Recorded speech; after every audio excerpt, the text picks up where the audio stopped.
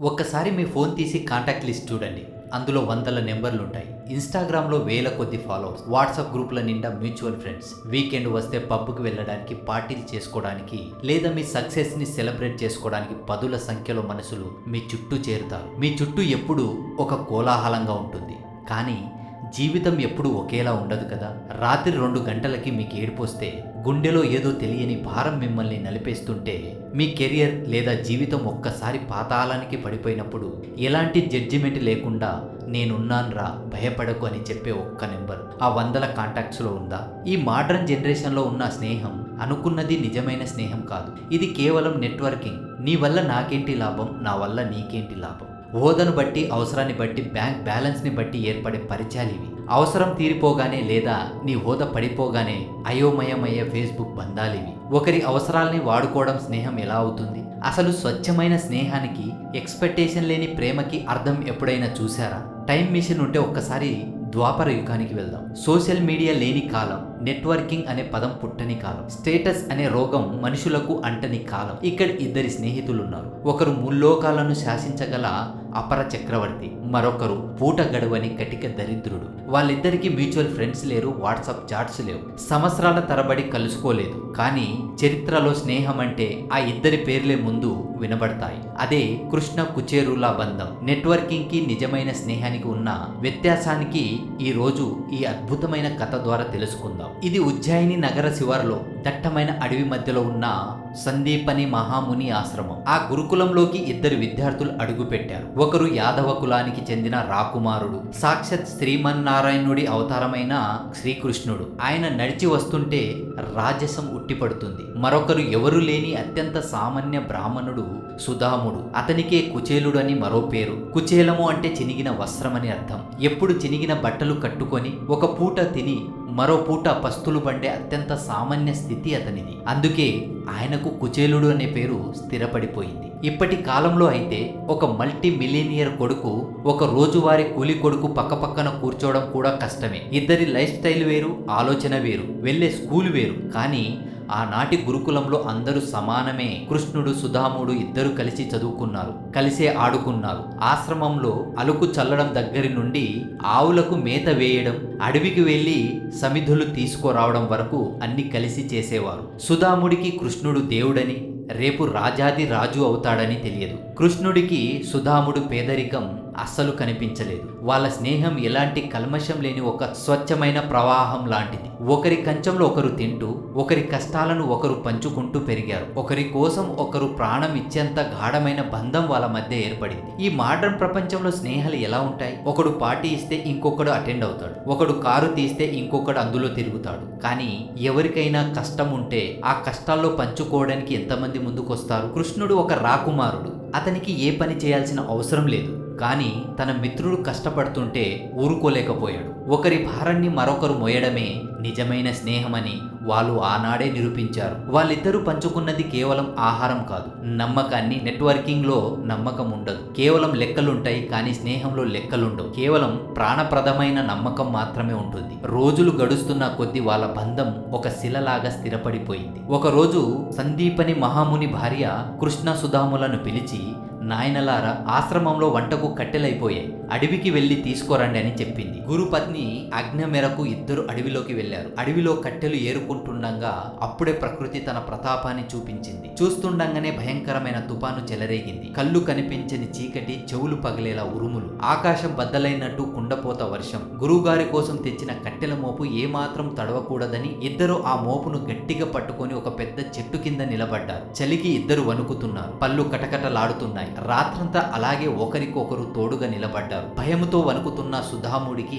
కృష్ణుడు ధైర్యం చెబుతూ తన వెచ్చదనాన్ని అందించాడు. కష్టం వస్తే ఒకరినొకరు వదిలేసుకునే ఈ జనరేషన్ ఫ్రెండ్షిప్ కాదు వాళ్ళది, ప్రాణం పోయినా తోడుగా నిలబడే బంధం అది. ఉదయం వర్షం తగ్గాక గురువుగారు శిష్యులను వెతుక్కుంటూ వచ్చి వాళ్ళను చూసి కన్నీళ్లు పెట్టుకున్నారు. ఆ రోజు ఆశ్రమానికి తిరిగి వెళ్తున్నప్పుడు కృష్ణుడు సుధాముడికి ఒక మాట ఇచ్చాడు. సుధామ, నువ్వు ఎప్పుడు ఏ ఆపదలో ఉన్నా నన్ను తలుచుకో, నేను నీకోసం వస్తాను అని సుధాముడు నవ్వి ఊరుకున్నాడు. కొన్ని రోజులకు వాళ్ళ విద్యాభ్యాసం పూర్తయిపోయి ఇద్దరు ఆశ్రమం నుండి ఎవరి దారిన వారు బయటకు వచ్చారు. కాలం చక్రం కిర్రున తిరిగింది. కృష్ణుడు మధుర నుండి విడిచి ద్వారకకు వెళ్ళిపోయాడు. ముల్లోకాలను శాసించే అద్వితీయ రాజు అయ్యాడు. అంతులేని సిరులు, సంపదలు, లోక రక్షకుడిగా కోట్లాది మంది భక్తులు. కానీ సుధాముడు విధి అతనితో ఒక భయంకరమైన ఆట ఆడింది. సంవత్సరాలు గడిచిపోయాయి. ఎక్కడో ఆకాశంలో ఉన్న కృష్ణుడు, ఎక్కడో పాతాళంలో ఉన్న కుచేలుడు. ఆ చిరిగిన బట్టల దరిద్ర బ్రాహ్మణుడిని ఆ మహాచక్రవర్తి ఎందుకు గుర్తుపెట్టుకుంటాడు? కృష్ణుడు ఒకవైపు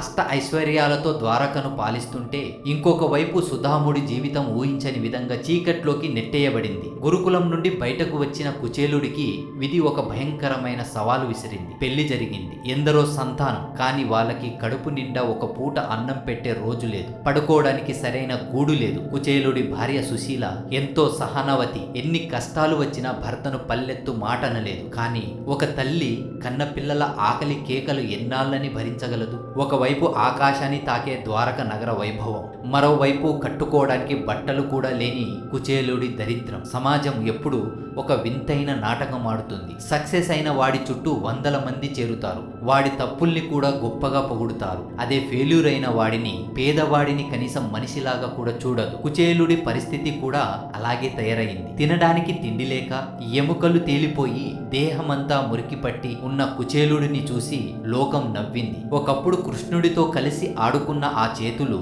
ఇప్పుడు పిల్లల ఆకలి తీర్చలేక అచేతనంగా మిగిలిపోయాయి. ఒకరోజు పిల్లల ఆకలి చూడలేక కుచేలుడి భార్య సుశీల ఒక మాట అంటుంది. నాథ, మీ బాల్యమిత్రుడు సాక్షాత్ ఆ శ్రీకృష్ణ పరమాత్మే కదా. ఆయన ఇప్పుడు ద్వారకకు రాజు, ఎందరినో ఆదుకుంటున్నాడు. మీరు వెళ్ళి ఆయనను కలవండి. మన కష్టాల్ని చూసి ఆయన తప్పక సాయం చేస్తాడు అని బతిమాలుతుంది. అదే మాట అనగానే కుచేలుడి గుండెలో ఒక పెద్ద అలజడి రేగింది. ఎప్పుడైనా అంతే కదా, మనకి ఏదైనా కష్టం వస్తే సక్సెస్ఫుల్గా ఉన్న మన చిన్ననాటి ఫ్రెండ్ని సాయం అడగాలంటే మనల్ని ఒక భయం వెంటాడుతుంది. ఒకప్పుడు నా క్లాస్మేట్ వాడు, ఇప్పుడేమో కోట్లకి అధిపతి. నేను వెళ్ళి సాయం అడిగితే వాడు ఏమనుకుంటాడో, నా స్టేటస్ చూసి జాలిపడతాడేమో, అసలు నన్ను గుర్తుపడతాడా లేదా, గేట్ దగ్గరే వాడి సెక్యూరిటీ నన్ను గెంటేస్తారేమో. ఈ ఈగో, ఈ ఇన్సెక్యూరిటీ మోడర్న్ ప్రాబ్లం కాదు, ద్వాపర యుగంలో కుచేలుడికి కూడా వచ్చింది. కృష్ణుడిని సాయం అడగడానికి కుచేలుడికి ఆత్మగౌరవం అడ్డుపడింది. ఈ జనరేషన్ లో ప్రపంచంలో అయితే ముఖానికి ఒక నకిలీ నవ్వు తగిలించుకొని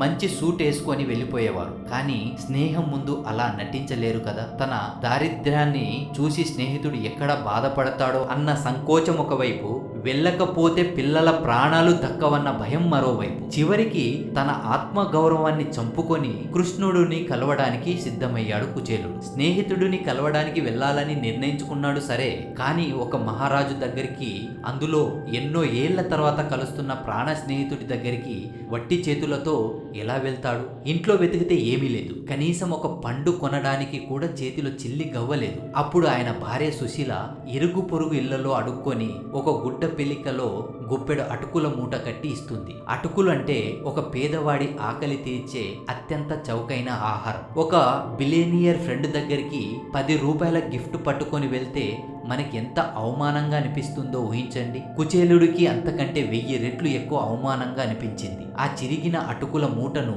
చంకల పెట్టుకొని గుండెలో వణుకుతో కాలికి చెప్పులు లేకుండా వేల మైళ్ళ దూరం ఉన్న ద్వారకకు ఒంటరిగా పయనమయ్యాడు కుచేలుడు. నెలల తరబడి నడక, దారిలో తినడానికి ఏమీ లేదు, తాగడానికి నీరు దొరకని పరిస్థితి. కాళ్లకు రక్తము కారుతున్న తన స్నేహితుడిని చూడాలని ఆశ ఆ పక్కటెముకల దేహాన్ని నడిపిస్తోంది. చివరికి ఎన్నో రోజుల ప్రయాణం తర్వాత ద్వారక నగరం అతని కళ్ళ ముందు కనిపించింది. ద్వారకను చూడగానే కుచేలుడికి భయం తారస్థాయికి చేరుకుంది. ఎత్తైన బంగారు కోటలు, మణిమాణిక్యాలతో మెరిసిపోతున్న రథాలు, పట్టు వస్త్రాలు ధరించిన ప్రజలు. ఆ వైభవాన్ని చూసి కుచేలుడికి తనపై తనకే సిగ్గు వేసింది. ఎక్కడా ఆ భగవంతుడు, ఎక్కడా ఈ దరిద్రుడు, నేను ఎందుకు వచ్చాను ఇక్కడికి అని మనసు కన్నీరు పెట్టింది. అయినా ధైర్యం చేసుకొని కోట ద్వారం దగ్గరికి వెళ్ళాడు. ద్వారపాలకులు తమ ఈటెలతో కుచేలుడిని అడ్డుకున్నారు.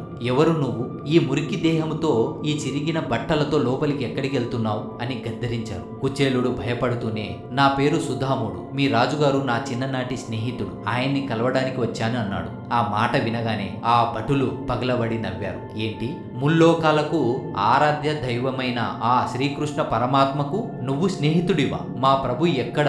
ముష్టివాడిలా ఉన్నావు, నువ్వెక్కడ? చూస్తుంటే బిచ్చగాడిలా ఉన్నావు, పో ఇక్కడి నుండి వెళ్ళిపోవాయా అని అతన్ని మెడలు బట్టి గెంటేయబోయారు. కుచేలుడి కళ్ళలో నుండి నీళ్లు జలజల రాలే. తనకెంత అవమానం జరిగినా భరించాడు. కానీ తన దరిద్రం వల్ల తన స్నేహితుడికి పేరు ఎక్కడ నవ్వుల పాలవుతుందో అని తల్లడిల్లిపోయాడు. నన్ను క్షమించు కృష్ణ. అవమాన భారంతో కన్నీళ్లు తూడ్చుకుంటూ వెనక్కి తిరిగి నడుస్తున్నాడు కుచేలుడు. ద్వారక నగరం నుండి బయటకు వెళ్ళిపోతున్నాడు. కానీ అంతఃపురంలో ఉన్న ఆ జగన్నాటక సూత్రధారికి తన మిత్రుడు రాక తెలియకుండా ఉంటుందా? ఒక భటుడు వెళ్ళి, ప్రభు ఎవరో సుధాముడంట మీ స్నేహితుడని చెబుతున్నాడు, కట్టుకోవడానికి సరిగా బట్టలు కూడా లేదు అని చెప్పక ముందే సుధాముడా, నా సుధాముడు వచ్చాడా అంటూ సింహాసనం మీద నుండి ఒక్క ఉదుటున లేచాడు శ్రీకృష్ణుడు. పక్కన ఉన్న రుక్మిణీ దేవిని పట్టించుకోలేదు. జారిపోతున్న కిరీటాన్ని సరిచేసుకోలేదు. కనీసము కాలికి పాదుకలు కూడా వేసుకోలేదు. ముల్లోకాలను శాసించే ఆ మహాచక్రవర్తి ఒక్క చిన్న పిల్లల్లా పరిగెత్తుకుంటూ అంతఃపురం నుండి కోట ద్వారం వైపు ఉరుకులు పరుగులు తీశాడు. కోట ద్వారం దగ్గర తల దించుకొని వెనక్కి వెళ్ళిపోతున్న ఆ బక్క చిక్కని దరిద్రుడిని చూశాడు. సుధామ అని పిలుస్తూ వెళ్ళి తన 2 చేతులతో కుచేలుడిని గట్టిగా గుండెలకు హత్తుకున్నాడు. కృష్ణుడు అష్ట ఐశ్వర్యాలతో తూల తూగుతున్న ఆ జగన్నాథుడు మురికి పట్టిన కుచేలుడి బట్టలను, తన దేహం నుండి వస్తున్న చెమట వాసనను ఏమాత్రం అసహించుకోలేదు. కుచేలుడిని చూడగానే ఆనందంతో శ్రీకృష్ణుడి కళ్ళెంబట కన్నీళ్లు ధారంగా కారిపోయాయి. అదేనండి నిజమైన స్నేహం అంటే. ఈ జనరేషన్లో ఎవరైనా పెద్ద పొజిషన్లో ఉంటే వాడి అపాయింట్మెంట్ కోసం రోజుల తరబడి వెయిటింగ్ లాంజ్లో కూర్చోవాలి. కానీ నిజమైన స్నేహంలో సెక్యూరిటీ చెక్కులు ఉండవు, వెయిటింగ్ లిస్టులు ఉండవు. నువ్వు చినిగిన సెట్టు వేసుకొని వెళ్ళిన పరిగెత్తుకుంటూ వచ్చి గుండెలను హత్తుకునేవాడే అసలైన ఫ్రెండ్. తన ప్రాణ స్నేహితుడి చేతులు పట్టుకొని ద్వారక అంతఃపురంలోకి సగర్వంగా తీసుకెళ్లాడు కృష్ణుడు. అప్పటిదాకా కుచేలుడి దరిద్రాన్ని చూసి నవ్విన భటులంతా ఆ దృశ్యం చూసి వణికిపోతూ తలదించుకున్నారు. కుచేలుడిని తీసుకెళ్లి తను కూర్చునే బంగారు రత్నాల సింహాసనం మీద కూర్చోబెట్టాడు. శ్రీకృష్ణుడు సాక్షాత్ మహాలక్ష్మి అవతారమైన రుక్మిణీదేవి బంగారు బిందెలో నీళ్లు పోస్తుండగా ముల్లోకాలకు ఆరాధ్యుడైన ఆ పరమాత్మ కింద కూర్చొని స్వయంగా తన చేతులతో కుచేలుడి పాదాలు కడిగాడు. మైళ్ళ కొద్దీ నడిచి పగిలిపోయి రక్తము కారుతున్న ఆ పాదాలను తన పట్టు పీతాంబరులతో తుడిచాడు. ఆ పాదోదకాన్ని మహాప్రసాదంగా తన నెత్తిన చల్లుకున్నాడు. ఈ ఒక్క సీన్ చాలదండి స్నేహానికి ఉన్న పవర్ ఏంటో చెప్పడానికి. ఈ కాలంలో మనము ఇంటికి ఎవరైనా స్టేటస్ లేని వాళ్ళు వస్తే సోఫాలో కూర్చోబెట్టడానికి కూడా ఆలోచిస్తాం. పక్క వాళ్ళు ఏమనుకుంటారో అని నాంచుతాం. కానీ కృష్ణుడు లోకాన్ని ఒక గొప్ప మెసేజ్ ఇచ్చాడు. బంధం ముందు ఆస్తులకు పని లేదు, స్నేహం ముందు ఆడంబరాలకు తావులేదు అని. అలా సపర్యాలు చేసిన తర్వాత కుచేలుడి పక్కన కూర్చున్నాడు కృష్ణుడు. ఇద్దరు తమ బాల్య స్మృతులను నెమరువేసుకున్నారు. గురుకులంలో జరిగిన అల్లర్లు, అడవిలో పడిన కష్టాలు మాట్లాడుకుంటూ లోకాన్ని మర్చిపోయారు. అప్పుడు కృష్ణుడు చిన్నపిల్లాళ్ళ అడిగాడు, మిత్రమా ఇన్ని రోజుల తర్వాత వచ్చావు, నా కోసము వదిన గారు ఏమైనా పంపించారా? నీ చంకలో ఉన్న ఆ మూట ఏంటి అని. కుచేలుడికి సిగ్గుతో ప్రాణం పోయినంత పనైంది. ఆ బంగారు పల్లెంలో రకరకాల పంచభక్ష పరమాన్నాలు తినే ఆ మహారాజుకు తను అడుక్కొని తెచ్చిన ఆ చినిగిన పేలికల్లోని అటుకులు ఎలా ఇవ్వాలి? ఆ మూటను కృష్ణుడి కంటపడకుండా వెనక్కి దాచడానికి ప్రయత్నించాడు. కానీ భగవంతుడి కన్నుల నుండి ఏదీ దాగదు కదా. కృష్ణుడు బలవంతంగా కుచేలుడి చేతిలో నుంచి ఒక మూటను లాక్కున్నాడు. ముడివిప్పి చూశాడు. అందులో ఎండుకోపోయిన అటుకులు. అరే నాకిష్టమైన అటుకులు తెచ్చావా సుధామా? నా కోసం ఇంత దూరం మోసుకొచ్చావా అంటూ అభంగా ఒక పిడికేడు అటుకులు నోట్లో వేసుకున్నాడు. ఆ ఒక పిడికేడు అటుకులు తినగానే ఎక్కడో కుచేలుడి ఊరిలో ఉన్న అతని పూరి గుడిసె కూలిపోయి ఒక పెద్ద భవనంగా వెలిసింది. దారిద్ర్యం అంతా పటాపంచలైపోయింది. 2వ పిడికేడు తినగానే కుబేర సంపదలు, రత్నాలు కుచేలుడి సొంతమయ్యాయి. ఇక 3వ పిడికేడు తినబోతుంటే పక్కన ఉన్న రుక్మిణీదేవి ఆ కృష్ణుడి చేయి పట్టుకొని ఆపింది. ఎందుకో తెలుసా? ఆ 3వ పిడికేడు కూడా తింటే తాను ఉండే వైకుంఠాన్ని కూడా కుచేలుడికి రాసిస్తాడని. ఈ జనరేషన్లో గిఫ్ట్ అనేవి ఒక ఇన్వెస్ట్మెంట్. నేను నీకు ₹1,00,000 గిఫ్ట్ ఇస్తే రేపు నువ్వు నాకు 2 లక్షల ఫేవర్ చేయాలి అన్న స్వార్థం ఉంటుంది. కానీ నిజమైన స్నేహంలో ప్రేమతో ఇచ్చే ఒక గుప్పెడు అటుకులు ముల్లోకాల సంపాదనతో సమానం. కొన్ని రోజులు ద్వారకలో ఉండిపోయాడు కుచేలుడు. తన కష్టాలన్నీ మర్చిపోయాడు. భార్య అడగమన్న సహాయం కూడా కృష్ణుణ్ణి అడగలేకపోయాడు. ఇంత ప్రేమగా చూసుకున్న నా స్నేహితుడిని డబ్బులు అడిగి ఆ బంధాన్ని వెలకట్టాలా అని మనసు ఒప్పుకోలేదు.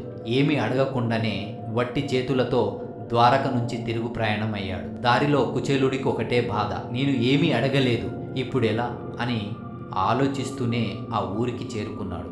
కానీ అక్కడ తన పాత గుడిసె లేదు. దాని స్థానంలో ఒక అద్భుతమైన ఇంద్రభవనం ఉంది. భార్య పిల్లలు ఆనందంగా ఉన్నారు.